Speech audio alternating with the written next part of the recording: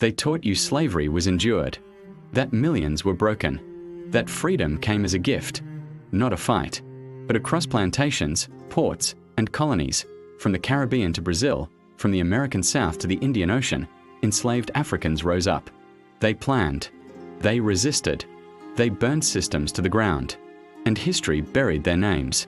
Tonight, we uncover the slave revolts they never taught you about, not because they failed, but because they terrified the world that enslaved them.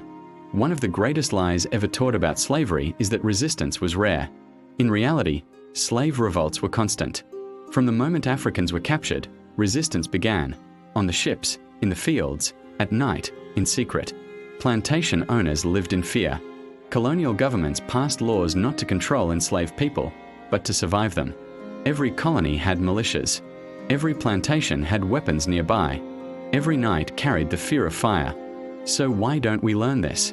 Because teaching resistance shatters the myth that slavery was accepted. In 1739, in colonial South Carolina, a group of enslaved Africans did the unthinkable.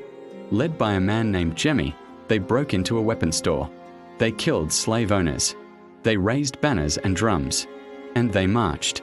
Their goal wasn't chaos, it was freedom. They moved south towards Spanish Florida, where enslaved Africans were promised liberty.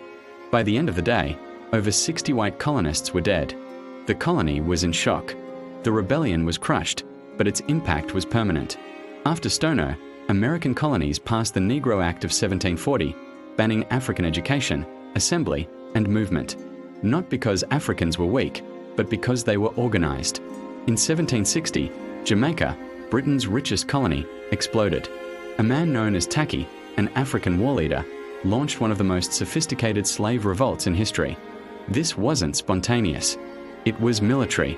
Enslaved Africans seized forts, stole gunpowder, and used African battlefield tactics to outmaneuver British troops. For months, the British lost control. They only survived by unleashing terror, mass executions, torture, and psychological warfare. Tacky was killed. But the message was clear. African resistance could bring empires to their knees. In 1791, enslaved Africans in the French colony of Saint-Domingue began what would become the most successful slave revolt in history. Led by figures like Toussaint Louverture, they didn't just rebel, they defeated France. They defeated Britain. They defeated Spain. Former slaves crushed Europe's greatest armies. In 1804, Haiti became the first black republic and the first nation born from a slave revolt. The world panicked. Slave owners everywhere knew, if it happened once, it could happen again. That's why Haiti was isolated, punished, and erased from glory. Because Haiti proved enslaved Africans weren't victims of history, they were its authors. Brazil received more enslaved Africans than any other country on earth. And resistance followed. In 1835, enslaved Muslim Africans, known as the Male, launched a coordinated uprising in Salvador. They spoke Arabic. They read and wrote.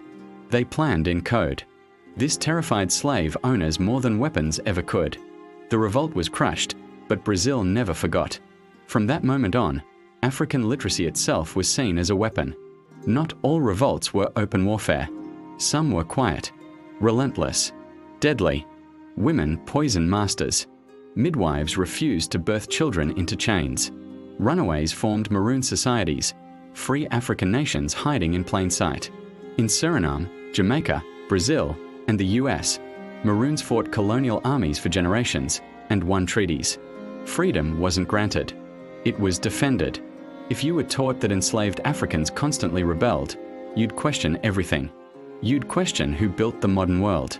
You'd question who resisted injustice first. You'd question who history protects. So the revolts were minimized. The leaders reduced to footnotes. The fear erased. Because resistance inspires resistance. The chains were real. But so was the fight. Across oceans and centuries, enslaved Africans never stopped resisting. They rebelled. They organized. They remembered who they were. And the fire they lit still burns.